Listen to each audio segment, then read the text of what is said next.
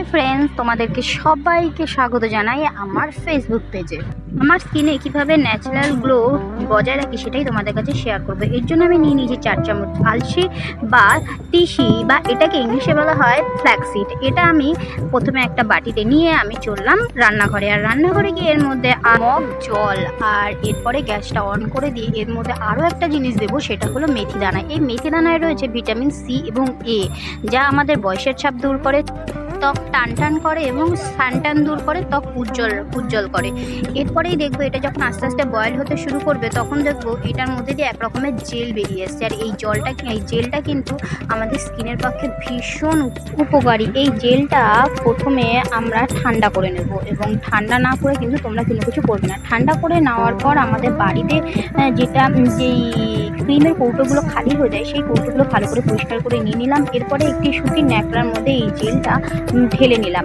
অবশ্যই বন্ধুরা মাথায় রাখবে, তোমরা কিন্তু এটা ঠান্ডা করে নেবে, নাহলে কিন্তু প্রচণ্ড গরম থাকে, যেটা তোমাদের হাতে গরম লাগতে পারে।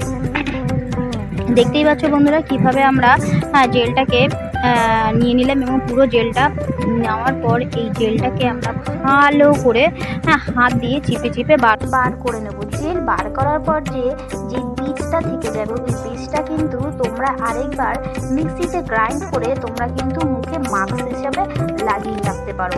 দেখবে তাতেও স্কিনটা কিন্তু গ্লো করবে। এরপরে এই খালি কন্টেনারের মধ্যে যেই জেলগুলো বেরিয়েছিল সেগুলো আমি খুব ধীরে ধীরে ভরে নিচ্ছি। চামচ দিয়ে ভরতে অনেক টাইম লাগছিল বলে আমি শেষে ওই বাটি ধরেই আস্তে আস্তে করে ঢেলে নিলাম। একটা কন্টেনার ভরার পর আমি আরও একটা কন্টেনার ভরে নিলাম। একটা কন্টেনারের জেলটা ইউজ করার পরে আমি আরেকটা ইউজ করবো। এটা শুধু আমাদের স্কিনের পক্ষেও ভালো না, এটা কিন্তু আমাদের চুলের পক্ষে প্রচণ্ড ভালো। এরপরে আমি আমার মুখে ভালো করে আলতো করে আস্তে আস্তে করে ম্যাসেজ যেরকম করে ঠিক সেইভাবে একটু ঘষে লাগিয়ে নিলাম। আর একটুখানি যখনই মাখছি, এটা কিন্তু যেহেতু আমার ড্রাই স্কিন, এবং ড্রাই স্কিনে কিন্তু এই মাস্কটা কিন্তু খুব ভালো রেজাল্ট দেয়, মানে খুব ভালো, মানে সে না দেখলে তোমরা বিশ্বাস করবে না। অনেকক্ষণ লাগানোর পর একটুখানি দেখবে তোমরা মানে স্কিনে এটা টানতে থাকবে। এরপরেই আমি এই জেলটা নিয়ে গিয়ে ফ্রিজে স্টোর করে রাখলাম। এই জেলটা কিন্তু মিনিমাম 7 দিন তো আমরা ইউজ করতেই পারবো।